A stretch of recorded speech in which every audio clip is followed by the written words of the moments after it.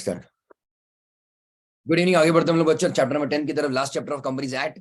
Yes, अपना 138 हो चुका था इंटरनल ऑडिटर लास्ट लेक्चर में। वो तुम्हारा 25 कितना 25 50 100 और 200, हाँ या ना, करोड़ ना। यस चलिए, that we had seen in section 138। उसके आगे बढ़ेंगे बच्चों 139 से लेके 148 तक।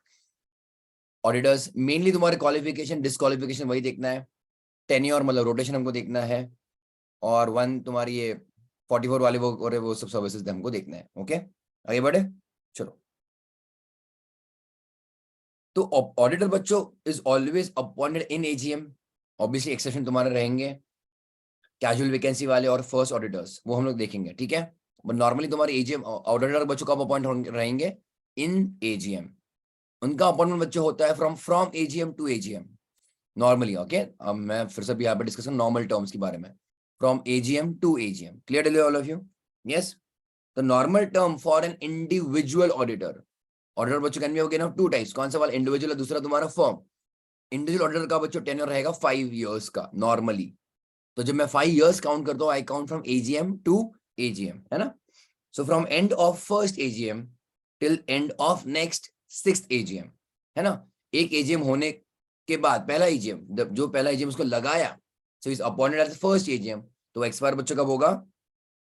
उसका अपॉइंटमेंट बच्चों tenure eight 6th AGM. Okay, तो मान लो कोई तुमको मैंने कंपनी दिया, फॉर एग्जांपल बच्चों यहाँ पे जो कंपनी तुम्हारी स्थापित हुई, date of incorporation is 1/11/22, correct all of you? 1/11/22, तो उसका पहला फाइनेंशियल बच्चों 22-23, 22-23, तो 23 में इसका एजीएम होगा, पहला एजीएम। तो उसका बच्चों मान लो अपन ने लिया सितंबर एंड को, उसका एजीएम हुआ है ना सितंबर। तो let us say the first AGM, the first auditor as such, normally जो मैं एजीएम में अपॉइंट कर रहा हूं, I am appointing on September 23, हाँ या ना? All of you clear? So 23 से लेकर 24 वाला जो एजीएम है, 24 में भी एजीएम होगा, हर साल एजीएम होता है। सो 23 to 24 वाला एजीएम इज एक टेन्योर, समझ रहे हो? तो वैसे करते करते क्या, how much can you see, 1 2 3 4 5, उसे 5 साल खत्म हुए। तो पहले एजीएम पे उसको अपॉइंट किया, तो 6th एजीएम पे बच्चे उसका खत्म होगा tenure of 5 years. Is okay everybody? Fine, alright. तो ऑडिटर को अपॉइंट कौन करता है? कि नॉर्मली अगर कंपनी के ऊपर ऑडिट कमेटी लगाना जरूरी है, जैसे तुम्हारा इंडिपेंडेंट डायरेक्टर जरूरी होता है कुछ केसेस में, सिमिलरली अगर कंपनी के ऊपर ऑडिट कमेटी, कंपनी को ऑडिट कमेटी लगाना जरूरी है, कंपलसरी है एज पर सेक्शन 177। अब तुम बोलोगे सर 177 डायरेक्टली सिलेबस में नहीं है, पर उसका रेफरेंस देकर रखा है, उसकी डिटेल्स देकर रखा है स्टडी मटेरियल में, तो 177 बच्चों सेक्शन सिलेबस में है ऐसा मान लो। तो कौन से कंपनीज के लिए बच्चों ऑडिट कमेटी कंपलसरी है, चेक करो। एवरी लिस्टेड कंपनी, ओके, है ही है, they have to appoint audit committee.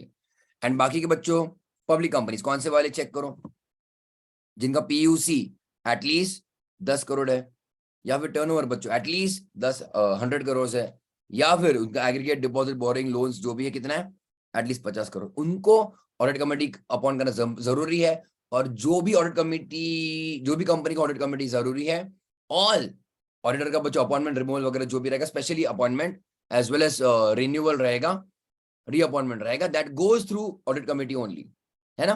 मतलब ऑडिट कमेटी बच्चों यहाँ पे रिकमेंड करेगी बोर्ड को कि भाई इसको ऑडिटर बनाते हैं, ये इंडिविजुअल को या फिर ये फर्म को, एंड बच्चों बोर्ड विल आगे आगे जाके प्रपोज करेंगे टू द मेंबर्स। बात समझिए बच्चों ऑल ऑफ यू? अब जो कंपनी में ऑडिट कमेटी जरूरी नहीं है, कंपलसरी नहीं है, वहां पे all the work will be done by board. Just like CSR committee बच्चों, जहां पे जरूरी है वहां पे सब काम सीएसआर कमेटी बच्चों रिकमेंड करेगी बोर्ड को, जहां पे सीएसआर कमेटी जरूरी नहीं है वहां पे all the work will be done by board. Is it okay? Same concept बच्चों यहाँ पे तुम्हारा रहेगा। ओके, अरे हाँ या ना?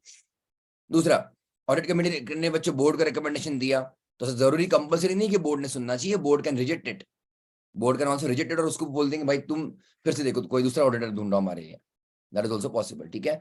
और ऑडिट कमेटी ने जो चूज किया वो फाइनल नहीं है, फाइनल क्या होता है बच्चों, इन अ वे जो बोर्ड ने प्रपोज किया। Yes everybody? यस, मेंबर्स हमको अप्रूवल लेना पड़ेगा, बट जो बोर्ड ने प्रपोज किया that is final, not the proposal of audit committee, ठीक है। आगे बढ़े। जब भी हम अपॉइंट करेंगे बच्चों ऑडिटर को, हम उससे एक सर्टिफिकेट ले लेंगे, भाई तू ठीक ठाक तो है ना, तूने क्या सोच के काम ले लिया। यस, मतलब बेसिकली इज क्वालिफाइड, पहली बात। तो दूसरा, ये जो ऑडिट ले रहा है, ये जो काम रहेगा, that is with in the limits approved, है ना, तो उससे हम एक सर्टिफिकेट लेंगे कि भाई तू मानता है, you are agreeing that you want to be auditor with the company. Yes चलिए, तो certificate, the appointed auditor shall submit a certificate, okay everybody, क्या, that he or the firm is eligible for appointment as well as not disqualified for appointment. Yes, disqualification बच्चों हम लोग as it is करेंगे under the Companies Act as well as under the Chartered Accountants Act as well as any of the rules they're under. Yes clear? तो Companies Act, Companies Rules, ICA Act बच्चों, उसके अंदर he is not disqualified, तो उसका एक declaration देना चाहिए। आगे, the proposed appointment is as per the terms provided under the act, मतलब वो लिमिट के अंदर, ये 5 साल 10 साल के अंदर ही है। The proposed appointment is within the limits laid down by or under the authority of the act. Within the limits मतलब तुम्हारा 20 ऑडिट्स वगैरह जो भी रहेंगे उसके लिमिट के अंदर ही है ये।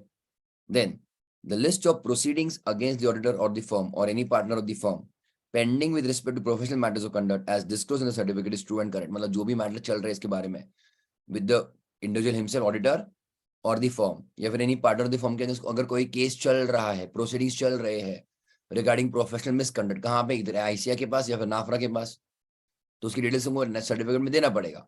और वो डिटेल्स दिए तो दिए, तुमको ये भी फिर से डिक्लेयर करना पड़ेगा जो भी डिटेल्स सबमिट किए हैं वो ट्रू एंड करेक्ट है। Okay everybody, yes, the company shall inform the auditor about the appointment, तो उसका सर्टिफिकेट वगैरह मिलने के बाद उसको बोलेंगे हाँ भाई हम आपको अपॉइंट करते हैं। क्लियर लिया?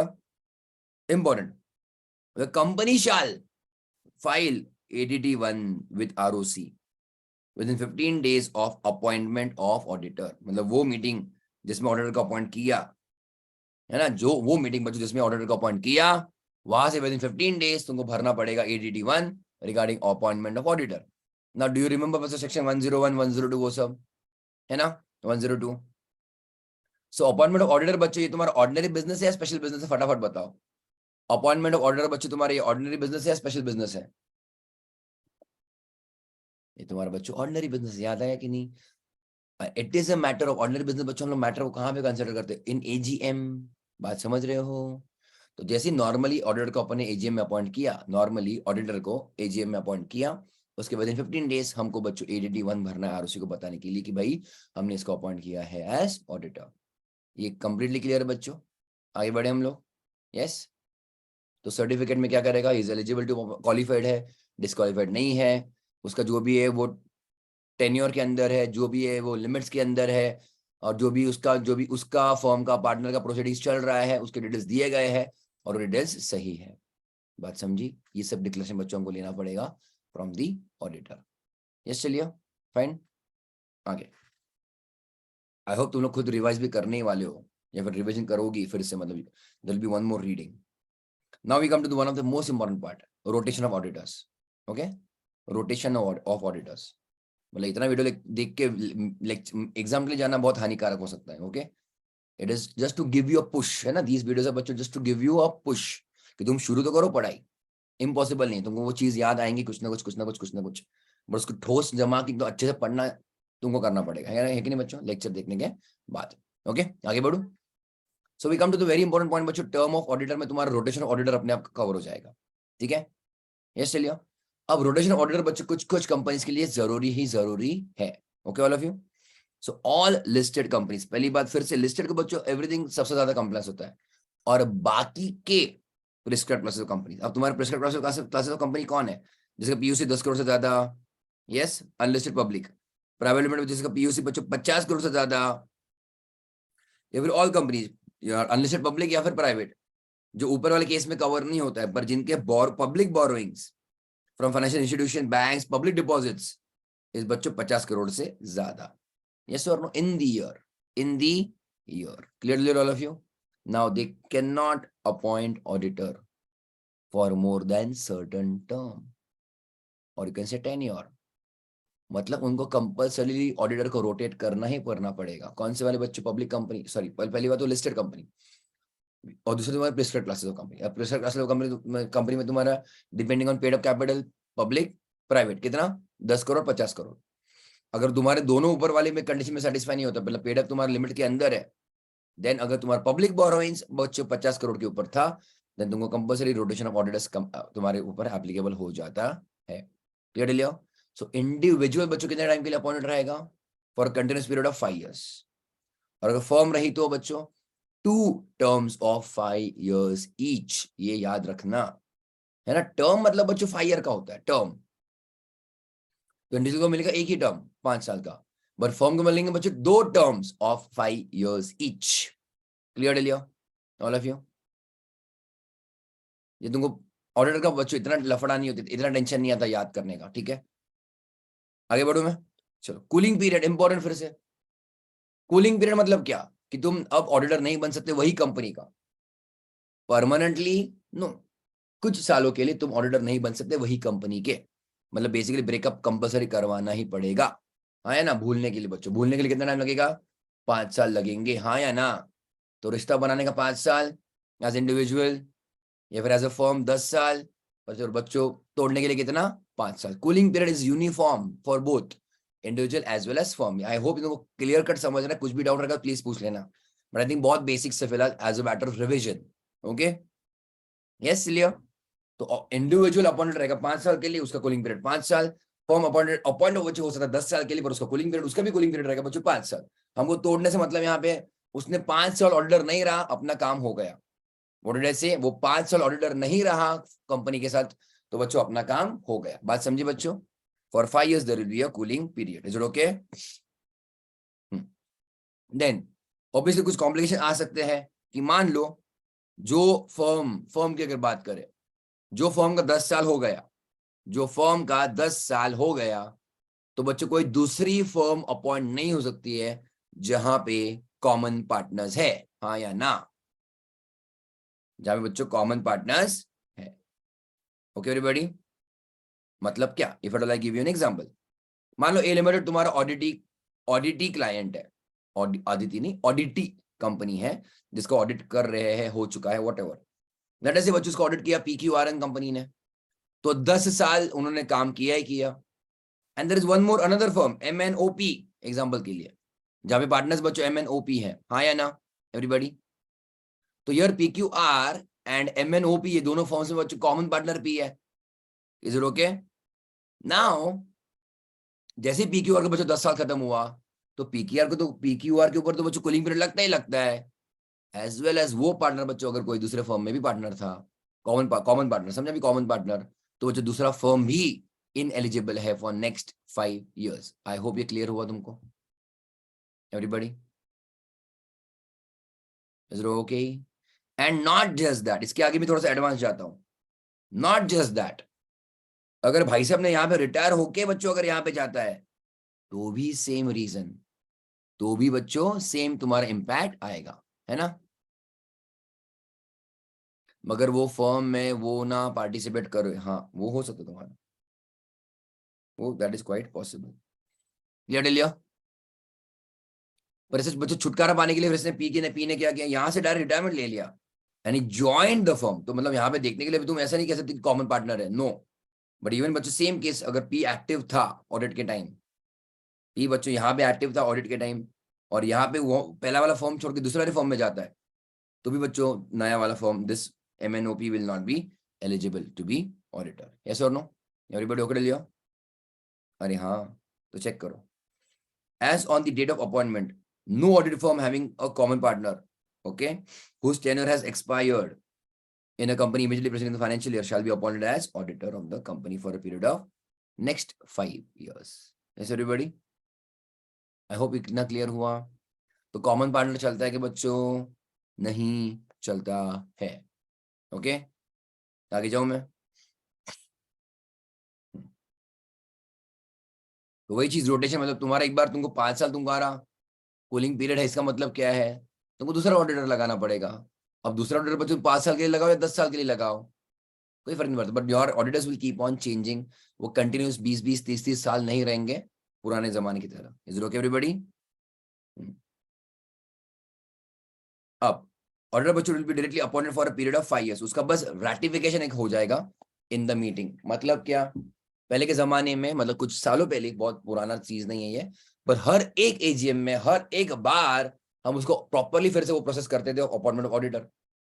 अब यहाँ पे कंपनी लॉ ने बोला कि इसको 5 साल के तुम अपॉइंट कर सकते हो, तो डायरेक्टली एक बार का अप्रूवल ले लो ना, हर साल तुमको क्या करना है, the process of appointment of auditor, तो उसको एक साल एक बार बच्चों 5 साल के लिए अपॉइंट कर दिया, ठीक है एवरीबॉडी। फिर एवरी एजीएम में तुम कर क्या रहे हो, जस्ट रेटिफिकेशन काइंड ऑफ, ये ऑडिटर था और ये ऑडिटर है ना, अगले साल के लिए भी, अंडरस्टूड।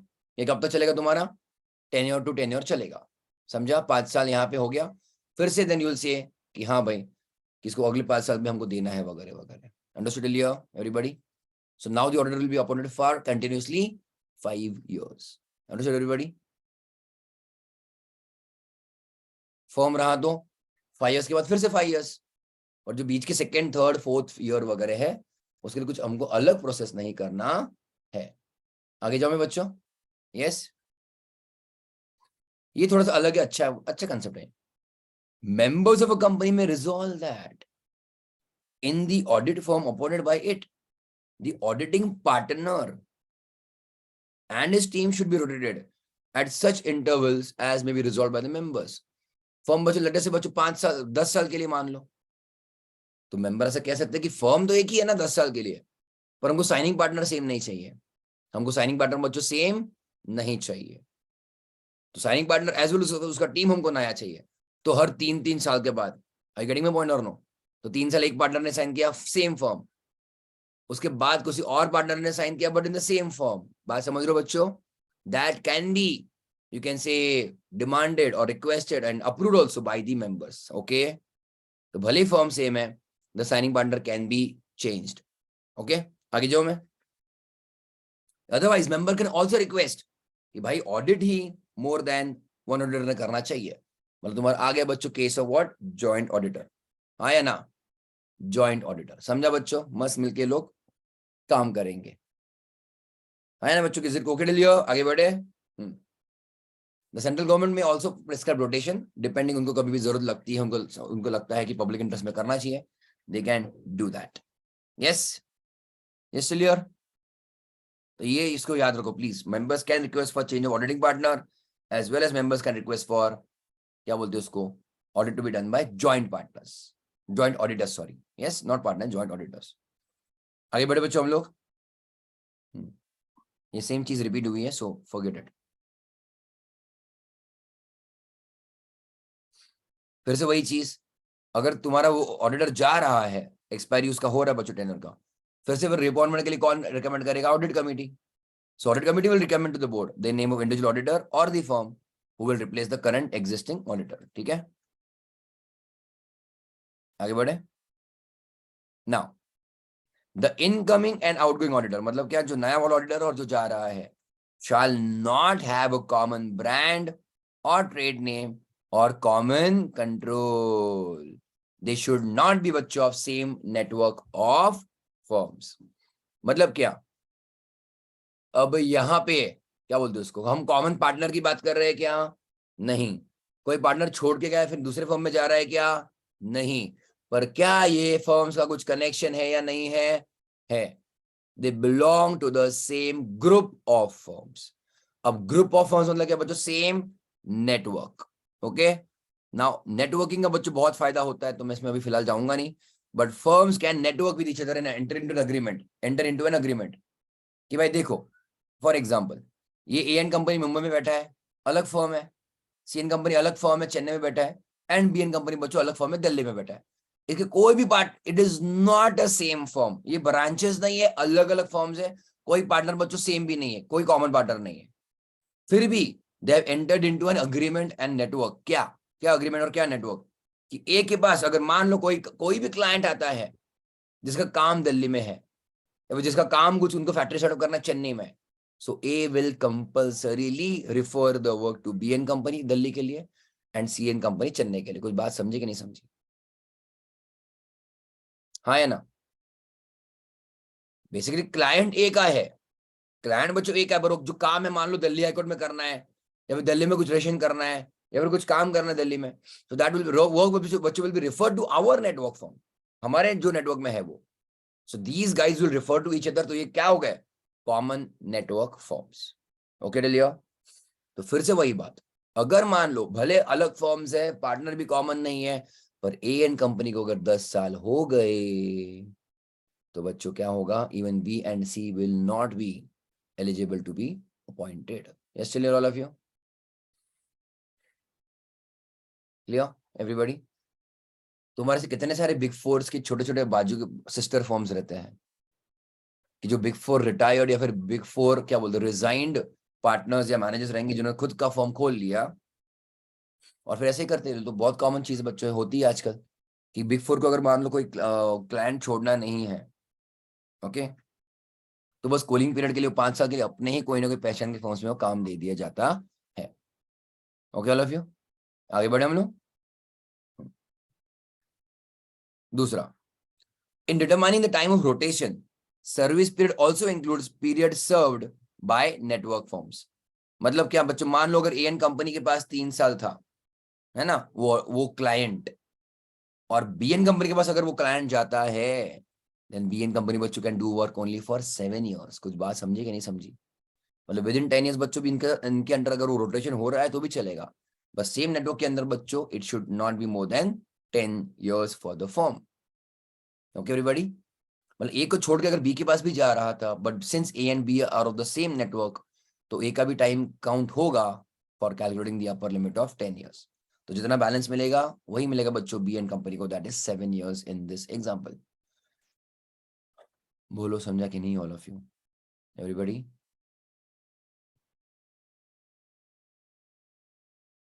हाँ हाँ हाँ हाँ, ऐसा कोई कंपल्सरी तो है नहीं कि 10 के 10 साल लगाना है.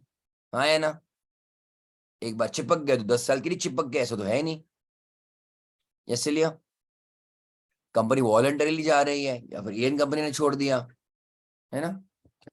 पर अगर बी ए को छोड़ के बी के पास जा रहे हैं तो बी को भी पूरा 10 साल नहीं मिलेगा, because A and B are of the same network firms. Already clear all of you? All of you okay?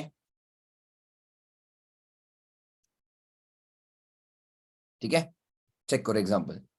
For example, firm A audited client X for first 4 years. Thereafter it moved to firm B, which is a firm under the same network. बात समझी?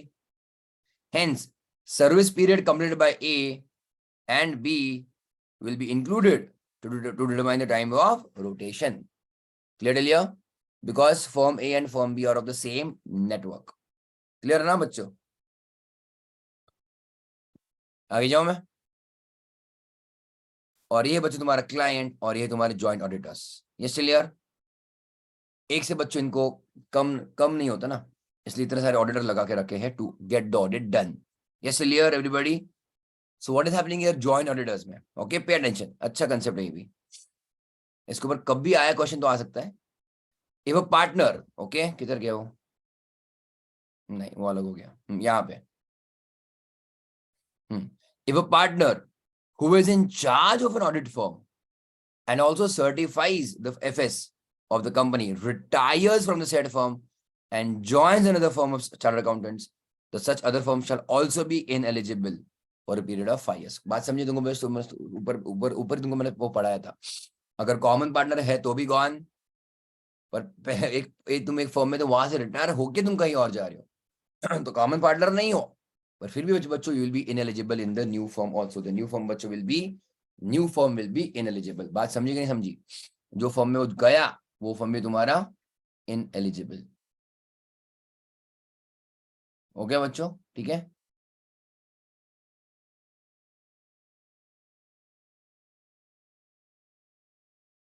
आगे बढ़े. Next one very important, joint auditors term, very important, अच्छा concept है. Where a company has appointed 2 or more individuals or firms or a combination thereof as joint auditors. Okay, joint auditor लग गए. The company may follow the rotation of auditors in such a manner that both or all the joint auditors, as the case may be, do not complete their term in the same year. क्या समझा? नहीं समझा है ना. पहली बात, joint auditors है ना, तुमने इंडिविजुअल को अपॉइंट किया रहेगा या फर्म को अपॉइंट किया रहेगा. पहली बात तो कम से जॉइंट का मतलब क्या, कम से कम 2 ऑडिटर्स है. यस, तो मान लो एक इंडिविजुअल है और एक फर्म है, या फिर लेट से दोनों फर्म है, ठीक है। तो ऐसा हो सकता है बच्चों के फर्स्ट ईयर, कोई भी कंपनी का फर्स्ट ईयर है, फिर जब भी तुम्हारा ऑडिटर है, काम चल रहा है उसका, उसको 10 साल के लिए अपन अपॉइंट करने वाले कोई फर्म को, थर्ड ईयर में, ओके, ओवरऑल 10 साल है ना, थर्ड ईयर में तुम्हें बच्चों एक जॉइंट ऑडिटर लेके आए, हाँ या ना, थर्ड ईयर में तुम्हें बच्चों एक जॉइंट ऑडिटर लेके आए, फर्म लेके आए मान लो, तब होगा क्या, तो from third year till 10th year, from third year till 10th year दोनों काम करेंगे बच्चों, मान लो, हाँ या ना, एवरीबॉडी, डिड यू अंडरस्टैंड और नो? ऊपर से गया, मान लो तुम्हारे बच्चों ये नंबर ऑफ ईयर्स है, ठीक है एवरीबॉडी, तुम्हारे 5 साल, ये 10 साल, ठीक है। यहाँ पे ईयर नंबर 1 में तुम्हारे पास एक ही फॉर्म है, ABC and company as auditor, चलेगा, समझा? तो एबीसी कंपनी कितने साल के लिए काम करने वाली है, 10 साल के लिए, ओके। एंड मान लो थर्ड ईयर में तुमने एक्स वाई जेड कंपनी को लेके आए, अब एक्स वाई जेड कंपनी कितने टाइम के लिए काम करेगी, मान लो 13 ईयर्स तक यहाँ पे, हाँ या ना। So from year number 3 to year number 10 बच्चों क्या होगा, there are joint auditors or no? Yes, I getting my point everybody, समझा कि नहीं समझा? From year number 3 to year number 10 joint auditors है, बट ऐसा कुछ कंपलसरी है कि क्या वो दोनों एक ही ईयर में रिटायर होने चाहिए? नहीं, नहीं बच्चों, समझा कि नहीं समझा? तो इसमें हो क्या सकता है, अच्छी बात बच्चों, कि ईयर नंबर 10 पे बच्चों उन्होंने और एक फॉर्म को अपॉइंट कर लिया, MNO and company, I getting the point or no? Yes clear, 10th year में उन्होंने बच्चों और एक नया फॉर्म अपॉइंट कर लिया, एमएनओ एंड कंपनी, तो ये भी तुम्हारा काम करेगा बच्चों 20 साल तक, यहां पर भी 3 साल तुम्हारा joint auditors, yes or no? So check करो, मैंने क्या बोला कि पहले साल में एबीसी को लगाया, तो ABC will work from year number 1 to year number 10, तीसरे साल में एक्सवाइजेड को लगाया, तो एक्सवाइजेड भी बच्चों मान लो 10 साल काम करेगा, from year number 3 to year number 13 तक, हाँ या ना? तो बेसिकली जॉइंट ऑडिट पूरे 10 साल का नहीं है, joint audit between ABC and XYZ is from year number 3 to year number 10, clear clear? अब ईयर नंबर 10 में बच्चों एबीसी तो रिटायर हो चुका, हाँ या ना? तो फिर कंपनी क्या कर सकती है, फिर से और कोई तीसरा ऑडिटर को लेके आएंगी 10th ईयर पे, लेके किसको लेके आए बच्चों, मान लो एमएनएन कंपनी को 10th ईयर पे, यस और नो? अब 10th ईयर पे बच्चों एमएनओ को लाया, तो एमएनओ कब से कब तक काम करेगा, 10th टू 20th ईयर तक। अब तुम्हारे बच्चों कौन रिटायर होने वाला था 13th ईयर को, X Y Z, I getting my point everybody till year? हाँ, तो बिटवीन ईयर नंबर 10 11 12 13, जो भी 11 12 13, तब X Y Z and MNO joint auditors है। कहने की बात ये है कि कहीं पर भी ऐसा लॉ नहीं है कि all the joint auditors should retire at the same time, okay.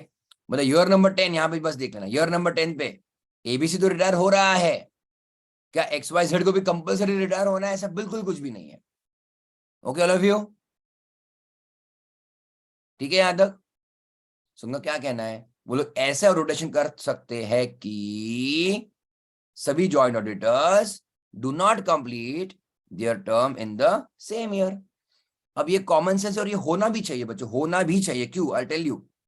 अब ये लॉजिक इसमें क्या है, चेक करो, पहले 2 साल तो एबीसी ने सब संभाला, यहाँ पे अपने एग्जाम्पल में पहले 2 साल बच्चों एबीसी ने सब संभाला, फिर year number 3 to 10 XYZ and ABC दोनों ने संभाला, यस और नो?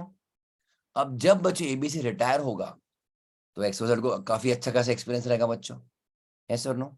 जो नया फर्म आएगा इसको हेल्प आउट कर सकेंगे फॉर ऑडिट, एंड देन फिर उसको हैंड ओवर करके, मतलब जो भी है, देन एमएनओ विल कंटिन्यू।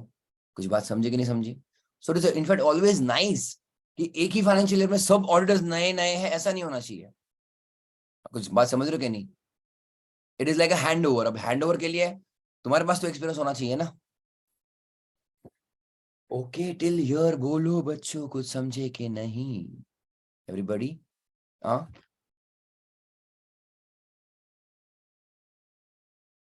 ठीक है, तो बस उतना ही पॉइंट को फिर से हाईलाइट कर दो कि all auditors, all joint auditors need not retire in the same year, okay.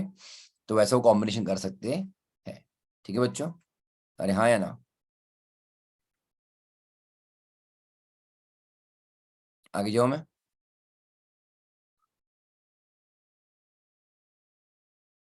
Then we come to important points ना, कुछ अब तुम्हारी कुछ कुछ चीजें इंपॉर्टेंट है, okay. Appointment of first auditor, पहला ऑडिटर।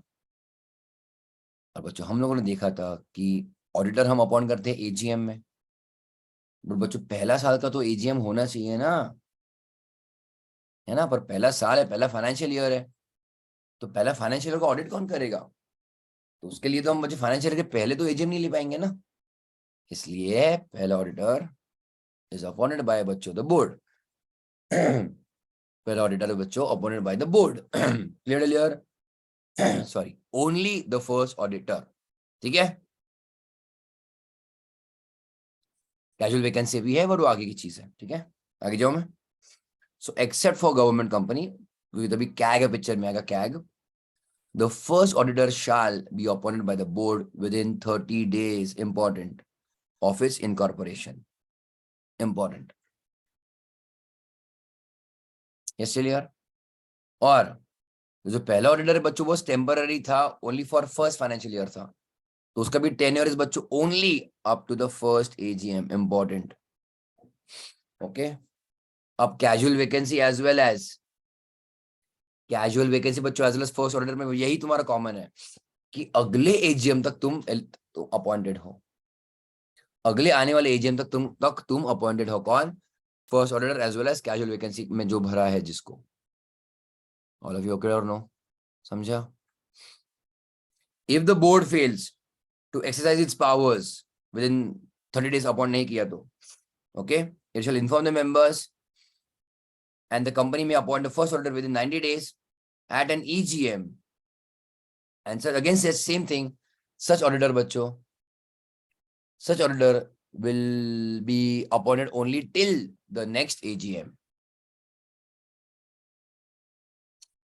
अच्छा, उसको पता है ऑगी एंड कॉकरोचेस, अच्छा, तो नहीं पता था।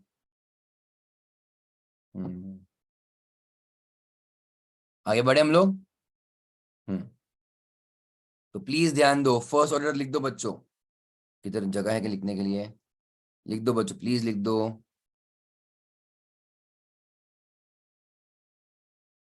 First auditor,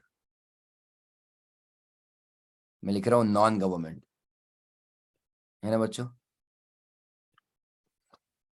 with in 30 days by board, BOD। अगर नहीं हुआ तो उसके आगे with in 90 days by members in EGM, okay. अच्छा, बहुत अच्छा है। ऑगियन कॉकरेज का हिंदी वर्जन डब बहुत भारी है, सब उसमें सनी देओल, शक्ति कपूर, गोविंदा, क्या क्या अलग अलग नाम करके रखते हो लोग, उसका वो क्या बोलते हैं उसको, डबिंग। हम्म, बहुत मस्त, मुझको भी आई वाज सरप्राइज, मैं भी कभी कोई देखता था, कभी कभी गलती से लग जाता था, तो that was funny, by members, हाँ ठीक है। एंड टेनर बच्चों अप टू फर्स्ट AGM, ठीक है। अच्छा, नया वाला भी आएगा, वो नहीं पता, ओके।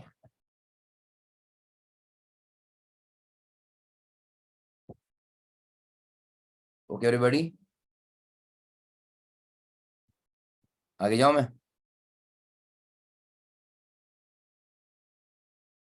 चलो ठीक है, आगे बढ़ते हैं। हम्म,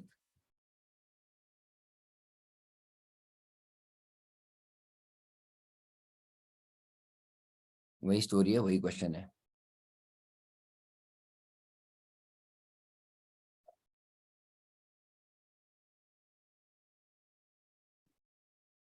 पहला ऑडिटर बच्चों हमेशा अप टू फर्स्ट AGM ही रहेगा, इतना याद रखना प्लीज हमेशा, ठीक है बच्चों, पहला ऑडिटर, ठीक है। आगे जाऊं मैं? हम्म, अब इसके ऊपर अच्छा क्वेश्चन आता है, आई टेल यू, ठीक है, ध्यान देना, एग्जाम्पल के लिए, ठीक है, एग्जाम्पल के लिए यही तुमको दे रहा हूं मैं। मान लो मिस्टर ए को बच्चों अपॉइंट किया गया है एज फर्स्ट ऑडिटर, चलेगा? मान लो बच्चों मिस्टर ए को अपॉइंट किया, इंडिविजुअल जो भी है, उसको अपॉइंट किया गया है एज फर्स्ट ऑडिटर। ठीक है एवरीबॉडी,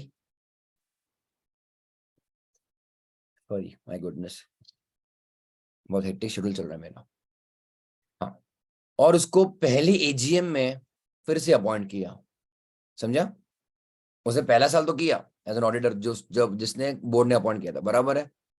एंड फर्स्ट एजीएम में बच्चों इसको फिर से अपॉइंट कर रहे हैं, समझ रहे हो? नाउ द क्वेश्चन इज, उसको फिर से अपॉइंट करेंगे 4 साल के लिए, बिकॉज 1+4, या फिर बच्चों उसको अपॉइंट करेंगे फॉर 5 years, मतलब 1+5। कुछ बात समझी कि नहीं समझी? विल बी 1+4 और 1+5 चलेगा।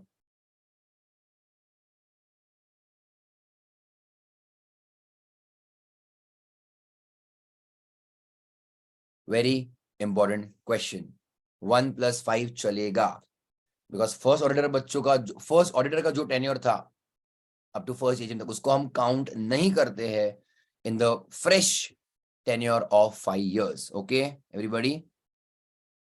अरे हाँ यार, तुम मान लो ये यही तुम्हारा एग्जांपल है। 1 नवंबर को बच्चों कंपनी इनकॉर्पोरेट हुई है ना, तो यहाँ से विदिन 30 days वो ऑडिटर को अपॉइंट वगैरह कर लिया है ना बच्चों। अब मान लो पहला फाइनेंशियल ईयर मेरा खत्म हो रहा है 31 मार्च 2023 को, और मेरा एजीएम रहेगा बच्चों जो भी है, हाँ एजीएम, पहला एजीएम का मेरा ड्यू डेट दिसंबर है ना, याद आ रहा है कि नहीं? सेक्शन 96। यस, चलिए एग्जाम्पल के लिए दिया मैंने, तो मेरा पहला एजीएम बच्चों दिसंबर 23 में है, ठीक है? तो जो मेरा पहला ऑडिटर मिस्टर है उसका अपॉइंटमेंट बच्चों फर्स्ट ईयर का is up to first AGM. और अगर बच्चों वही बंदे को मैं फिर से बच्चों अगर अपॉइंट करना चाहता हूं, I can appoint him next again, simply separately for next 5 years। बात समझे कि नहीं समझे? Clear Leo? ये किधर तो कुछ तो लिख दो बच्चों अगर चाहिए रहेगा तो। First auditor can be reappointed for 5 years in the first AGM, लिख लेना बच्चों। ओके, बात समझी कि नहीं समझी? First auditor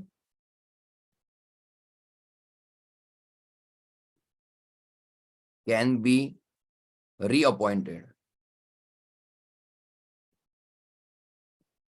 for next 5 years in the first AGM. Therefore, it will be 1 plus 5, that is 6. Yes, चलिए, मतलब ये पहला साल जो है, इसका पहला साल वो काउंट ही नहीं करना अपने को उसके टेन्योर और टोटल 5 वाले कैलकुलेशन के लिए, उसको अलग से बच्चों सेपरेटली 5 साल मिलेंगे, है ना? लिख लो बच्चों। ये तो आई होप यू समझा। फर्स्ट एजीएम तुम्हारा दिसंबर, पहला एजीएम जा सकता है ना till December, 9 months from the end of the financial year. ठीक है बच्चों, आगे बढ़े हम लोग।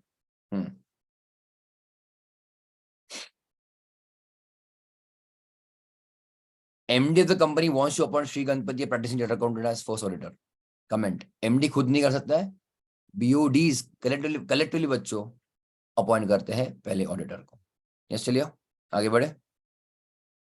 Next one, filling of casual vacancy. उसके लिए हमको देखना पड़ेगा what is casual vacancy. Auditor बच्चों does not complete the term. Auditor का बच्चों 5 साल वगैरह जो भी रहेगा, 10 साल जो भी, so he does not complete the term because of any reasons, because of any reason he could not complete the 5 years. It can be resignation, resignation की वजह से रिमूव कर दिया, डेथ, इंसॉल्वेंट, डिस्क्वालिफाइड, ये ओके। तो ये सब बच्चों कुछ भी उसकी चीजें रहेंगी, या फिर नाफरा या फिर आईसीआर उसको मेंबरशिप से हटा दिया, okay. But for any reason बच्चों he could not complete the term, तो जैसे वो रिटायर वगैरह होता है, निकल जाता है, डेथ भी रहेगा, जो भी रहेगा, उसको हम लोग कहेंगे कैजुअल वैकेंसी। नाम कैजुअल है बट बच्चों इट इज विद इन उसका टेनर खत्म होने के, ऑफिशियल उसका टेनर खत्म होने के पहले। ठीक है everybody? So any vacancy cause before expiry, any vacancy caused before expiry of term of auditor because of any reasons, okay, maybe because of any reason, death, resignation, disqualification, incapacity वगैरह वगैरह, the board may fill, important है, the board बच्चों will fill the casual vacancy की जगह within 30 days। अब ये जो casual vacancy में जिसको भरा गया है, जिसको लाया गया है, वो भी बच्चों अपॉइंटेड है, उसको उसका tenure is only till next AGM. It is because वो टेम्पररी अरेंजमेंट है, टेम्पररीली बच्चों उसको अपॉइंट किया गया है, समझ रहे हो? ठीक बच्चों, हाउएवर, इससे भी ज्यादा इंपॉर्टेंट, अगर ऑडिटर ने रिजाइन किया, अगर ऑडिटर ने रिजाइन किया तो board can not fill the casual vacancy. हमको बच्चों परमिशन चाहिए मेंबर्स का, बहुत important. Whether vacancy is caused because of resignation of the auditor, such appointment shall also be approved by a company at the general meeting convened within 3 months of the recommendation of the board. Yes. तो जैसे बच्चों board ने अभी EGM letter से conduct करवाया और एक approval लिया मेंबर से, बिकॉज बच्चों रिजाइन करके जा रहा है, मजाक थोड़ी है।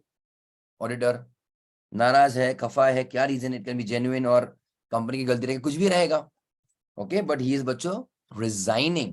तो रिजाइनिंग के लिए बच्चों को मेंबर से परमिशन चाहिए। हाँ, रीजन पता होना चलना चाहिए, correct. And again very important, casual vacancy वाला ऑडिटर का बच्चों टेन्योर होता है only till next AGM. Okay everybody, only till next AGM. Okay everybody.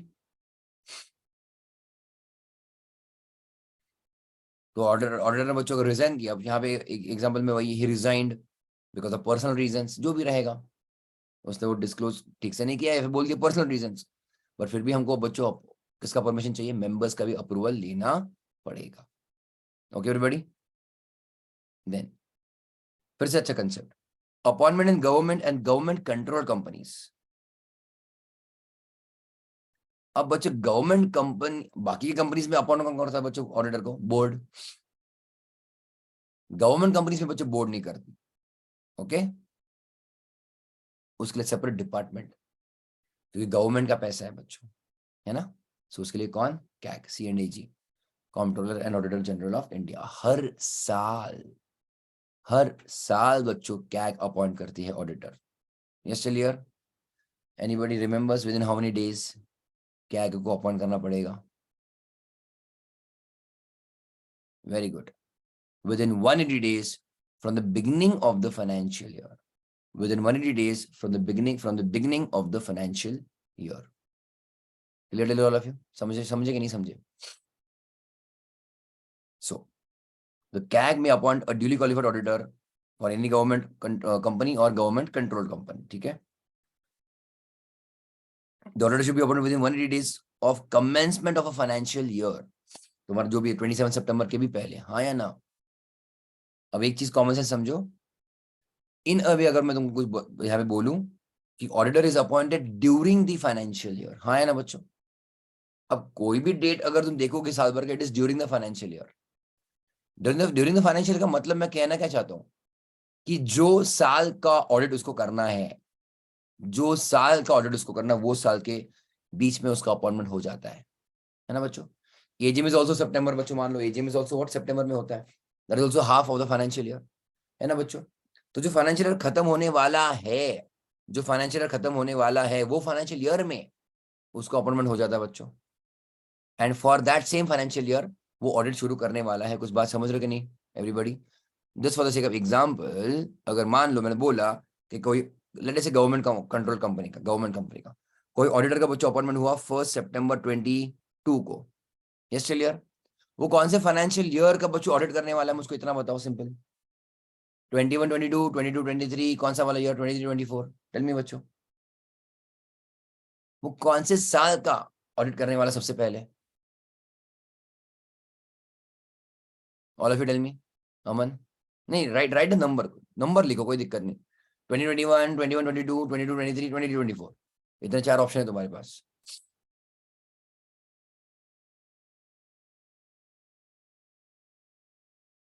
Okay Nidhi, Aman, what is your answer, what do you think?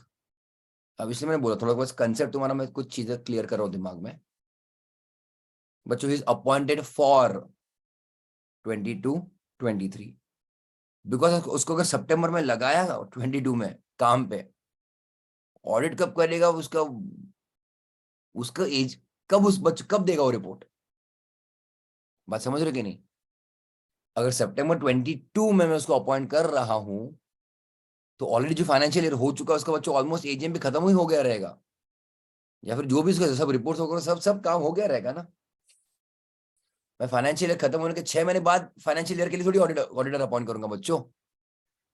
मुझको एजीएम में audited FS submit करना है कि नहीं? अरे समझा कि नहीं? क्या ऊपर से जा रहा है? नहीं समझा? सुनो मेरी बात, इसका क्या संबंध कहाँ कहाँ पे आ रहा है? देखो भाई, एफएस, ऑडिटेड एफएस मुझको सबमिट करना है, ऑडिटेड एफएस टू मेंबर, हाँ या ना? वो तुम्हारा 136 वगैरह में हुआ था ना? हाँ ठीक है, सेक्शन 136, ठीक है। अब ये ऑडिट एफएस बच्चों किसके साथ जाता है? 101 के साथ, याद आया कि नहीं? Section 101, yes everybody. 101 किसका नोटिस है बच्चों? एजीएम का, यस और नो? अब तुम ध्यान देना बच्चों, अगर for example financial year 21-22, financial year 21-22 का एजीएम कब रहेगा? मान लो सितंबर 22, अग्रीड और नो?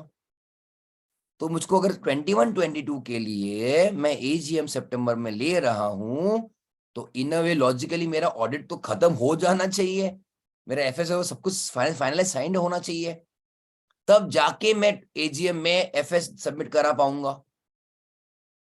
बात समझी कि नहीं समझी एवरीबॉडी? निधि,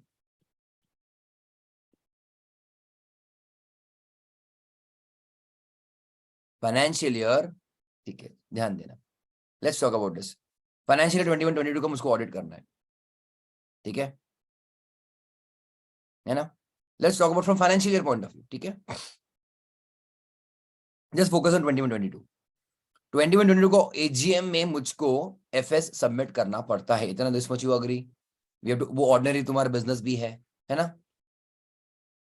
ओके तो ड्यू डेट क्या है? मान लो सितंबर तो है ना एजीएम का। तो फाइनेंशियल ईयर 21-22 के लिए मेरा एजीएम का ड्यू डेट मान लो सितंबर 22, हाँ करेक्ट लियर। तो मैं कह रहा हूं कि सितंबर 22 में मुझको ऑडिट एफएस तो सबमिट करने पड़ेंगे ही ना। सितंबर 22 में मुझको ऑडिटेड एफएस, ऑडिटेड, अब सितंबर 22 में मुझको सबमिट करना, तो मैं ऑडिट कब करूंगा? पहले ही से ही करूंगा ना। जैसे ही फाइनेंशियल ईयर, तुमने ऑडिट का सब्जेक्ट भी थोड़ा सा पढ़ा है, जैसे मेरा फाइनेंशियल ईयर खत्म हो रहा है 31 मार्च को, स्टॉक टेकिंग में ले रहा हूं, वहां से उसके बाद जून जुलाई में मेरा काम सब चालू जोर शोर से फॉर द ईयर जो खत्म हुआ है। तो अगर मैं कहूं वैसे बच्चों, मार्च से लेके अगस्त वगैरह तो मैं बिजी हूं ना ऑडिट में। मार्च से लेके बच्चों अगस्त में बिजी हूं ऑडिट में। तो for 21-22 now use logic. Okay बस तुमको दो क्वेश्चन पूछता हूं मैं, 21-22 के लिए ऑडिटर क्या मैं सितंबर 22 में अपॉइंट करूंगा? 21-22 के लिए बच्चों में ऑडिटर क्या सितंबर 22 में अपॉइंट करूंगा? Absolutely not. हाँ अब तुम्हें सही कहा, 21 में ही शायद मैंने अपॉइंट कर लिया, समझा कि नहीं समझा? Are you getting my point or no? सितंबर 21 में ही मैंने उसको अपॉइंट कर लिया, अगर हम एजीएम टू एजीएम की बात करें तो, है ना? तो मैं तुमसे ये कह रहा था कि जो ऑडिटर को तुम अपॉइंट करते हो या फिर जिस साल में करते हो, वो साल के लिए वो ऑडिट करने वाला है, पहला पहला ऑडिट। कुछ झेपा के नहीं अभी? निधि समझा? हाँ तो अगर अगर अभी let's come back to the same question, कोई बंदे का अपॉइंटमेंट, ये एग्जांपल रखते हैं अपॉइंटमेंट, अपॉइंटमेंट बच्चों सितंबर 22 में हुआ है, तो कौन से फाइनेंशियल ईयर के लिए बच्चों ऑडिट करने वाला है वो? पहला पहला 22-23, क्लियर लिया? अब तुम वही लॉजिक, इसलिए मतलब अच्छा होगा तुम्हारा लॉजिक क्लियर हुआ। अब तुम वही लॉजिक बच्चों कैग के लिए भी इस्तेमाल करो, कि ऑडिटर बच्चों मतलब कैग, कैग ऑडिटर कब अपॉइंट करेगा? With in 180 days of the commencement of the financial year, है ना? ये तुमको पता ही नहीं था ऐसा? आओ नहीं 30 सितंबर वैसे होता नहीं है, 27 सितंबर आता है विद इन 180 डेज, बट ठीक है ना? मतलब एक कॉमन सेंस तो ये देखना कि फाइनेंशियल ईयर खत्म होने के बाद हम ऑडिटर अपॉइंट नहीं कर रहे, इम्पॉसिबल। फाइनेंशियल ईयर बच्चों खत्म होने के पहले ही, काफी पहले हमने ऑडिटर को अपॉइंट कर लिया है, ताकि उसको काम का शुरू तो कर सके, उसको जो भी देखना है internally in the during the financial year. Clear everybody? Okay. तो अगर मैंने बच्चों वही चीज, अगर मैंने सितंबर 22 में अपॉइंट किया है, दैट मीन्स मैं ऑडिट कौन सा कर रहा हूँ, 22-23 का ऑडिट कर रहा हूँ। ओके ऑल ऑफ यू, समझे? पर कैग अपॉइंटेड ऑडिटर, उसका टेन्योर बच्चों रहेगा only till conclusion of next AGM. मतलब एजीएम टू एजीएम बच्चों, मतलब in a way not AGM to AGM, but बच्चों उसका टेन्योर रहेगा अगले एजीएम तक ही रहेगा। ओके, गवर्नमेंट ऑडिटर का, गवर्नमेंट कंपनी ऑडिटर का। मतलब एक चीज बहुत इंपॉर्टेंट बच्चों, there is a every year rotation. No no no, government company में 5 साल नहीं होता है। चेक करो, the tenure is only till next AGM. बाकी की कंपनी से हमने क्या पढ़ा बच्चों, 5 years 10 years। या फिर प्राइवेट कंपनी रहेगा जिनके ऊपर कुछ आ ही नहीं रहा, तो परमानेंटली हो जाएगा। लिख लो ये, लिख लो ये importantly, that is auditor will rotate change every year in government company. Okay, in government company, लिख लो बच्चों। मतलब गवर्नमेंट कंपनी में तो और इंडिपेंडेंस चाहिए, या फिर यू कैन से और स्क्रूटिनी अच्छे से होना चाहिए। बिल्कुल भी कोई भी संबंध नहीं, 5-5 साल तक कोई भरोसा नहीं बच्चों। ना ऑडिटर पे भरोसा, ना कंपनी के ऊपर भरोसा। लिख लो ये। अब तुम लोगों ने आर्टिकल शुरू शुरू की नहीं है, पर ऑडिट ऑडिट पढ़ा रहेगा तो वही बात है कि सब March end and April first week में हर साल जो भी बैंक्स है, गवर्नमेंट स्पेशली पब्लिक बैंक्स की बात कर रहा हूँ, उसका फिर से आरबीआई अपॉइंट करता है ऑडिटर हर साल। और हर साल तुमको भरोसा नहीं, मतलब एज ऑडिटर हमको ऐसा कोई भरोसा नहीं होता कि हमको कौन सी बैंक मिलने वाली है ऑडिट करने के लिए। वो कम्प्लीटली हम लोग बस एम्पानल करते हैं कि भाई हमको काम दे दो, देन अकॉर्डिंगली उनके इंटरनल रेगुलेशंस के हिसाब से, कैलकुलेशंस के हिसाब से वो अपॉइंट करते हैं फिर। तो ये हर साल होता है, even for government company. Okay, no guarantee, no warranty, no connection at all. तुमने ऑडिट में शायद अगर पढ़ा है तो यही बेसिक चीज होती है कि भाई हमको एक का काम दूसरा चेक करेगा, दूसरा का काम तीसरा चेक करेगा, ये होना चाहिए। इसलिए सेम ऑडिटर रिपीट नहीं होता है कभी भी गवर्नमेंट में, है ना। जैसे तुम्हारा maker checker concept I think अगर पढ़ा रहेगा ऑडिट में तो। ओके ऑल ऑफ यू, ठीक है ना, समझे यहां तक? आगे जाओ मैं बच्चों। Risk of relation building, correct correct, संबंध। या फर्स्ट ऑडिटर फिर से तुम्हारा कैग बच्चों। ओके, फर्स्ट ऑडिटर अभी यहाँ पे तुम्हारा गवर्नमेंट कंपनी, इसलिए कौन, CAG. Alright, the first auditor बच्चों shall be appointed by CAG within 60 days। Non government company में बच्चों बोर्ड था विद इन 30 days था। और अगर यहाँ पे आता है विद इन 30 days में, तुमको थोड़ी देर में लिख के दूंगा। और अगर बोर्ड फेल तो विद इन 90 days, उसके अगले विद इन 90 days ईजीएम करना है। यहाँ पे क्या बच्चों, 60 days कैग करेगा पहले, कैग नहीं तो बोर्ड, और बोर्ड नहीं तो मेंबर। ओके, अगर CAG fails the board within next 30 days, and if board बच्चों also fails then EGM in the next 60 days। ये लिख लो। और ऑब्वियसली बच्चों फर्स्ट ऑर्डर का हमेशा टर्म रहता है till first AGM only. Okay, casual vacancy as well as first order का टेन्योर बच्चों होता है only till the next AGM. तो फर्स्ट ऑर्डर का बच्चों होगा फर्स्ट एजीएम तक। ओके एवरीबॉडी, चलो फटाफट ये लिख लो। Non government and government company का पहले ऑडिटर का टेन्योर, मतलब उसका अपॉइंटमेंट। ओके, दिख रहा है ना सभी को?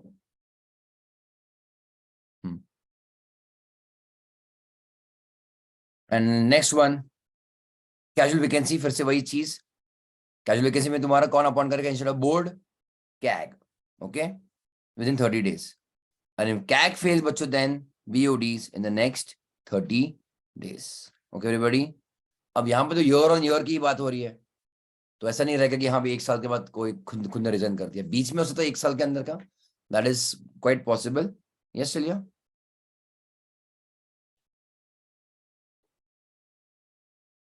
Okay I love you. ठीक है, तो ये फटाफट इतना कम खत्म करते 139 खत्म तुम्हारा, है ना। फिर 140 अपन अगले लेक्चर में लेते हैं। इतना ही, ये 3 लाइन खत्म कर देते ना। रीअपॉइंटमेंट ऑफ रिटायरिंग ऑडिटर, ठीक है। A retiring auditor may be reappointed if he is not disqualified for reappointment and also has not given any in writing his unwillingness to continue, or he has not given in writing his unwillingness to be reappointed and SR is not passed to appoint someone else as auditor। मतलब तुम्हारा चलता रहेगा जब तक बच्चों उसने खुद, if he is not disqualified for reappointment, okay, वो तुम्हारा चलता ही रहेगा। या फिर उसे खुद रिजाइन किया है, बोला कि नहीं आई विल नॉट कंटिन्यू, या फिर कंपनी के कुछ मेंबर्स ने, फिर कंपनी ने एसआर पास करवाया टू रिमूव हिम, ऐसा कुछ भी नहीं है। तो in that case he will continue as auditor. If in any AGM auditor is not appointed or reappointed for any reason, the existing auditor shall continue as auditor of the company. Okay, मतलब कभी ऐसा तुम्हारा case हुआ कि तुम्हारा AGM में कोई AGM में हम नया ऑडिटर अपॉइंट नहीं कर पाए, तो जो मेरा एग्जिस्टिंग ऑडिटर था उसको थोड़ा सा हम लोग कंटिन्यू कर लेंगे till we actually appoint some auditor. अब ये गवर्नमेंट कंपनी में कूलिंग पीरियड है ही नहीं, बिकॉज एक साल डन, यू आर डन, तुमको कोई दूसरा कंपनी मिलेगा या फिर वो कंपनी को कोई दूसरा ऑडिटर मिलेगा। ओके, तो there is no question of cooling period in government company, because तुम्हारा टेन्योर ही एक ही साल का है, तुम audit at a time, audit only 1 year at a time का कर रहे हो। ओके एवरीबॉडी, लियो रिवीजन बच्चों उसका फिर से अच्छे से एक बार कर लो revision, and then in the next lecture फिर हम रिमूवल वगैरह का देखते हैं। बट उससे भी ज्यादा मोर इंपॉर्टेंट बच्चों इज ऑब्वियसली योर डिस्क्वालिफिकेशन वगैरह 141 वाला, है ना बच्चों? ठीक है, यहाँ तक अभी के लिए इतना ही, फिर टेल मी। लाइक कर दो बच्चों वीडियो को। Okay, please subscribe to channel अगर नहीं किया अब तक तो, प्लीज दिस वीडियो शेयर कर दो हमारे सभी फ्रेंड्स के साथ। It gives me lots of motivation to give you more content, so I wish you all the very best बच्चों, टेक केयर, बाय।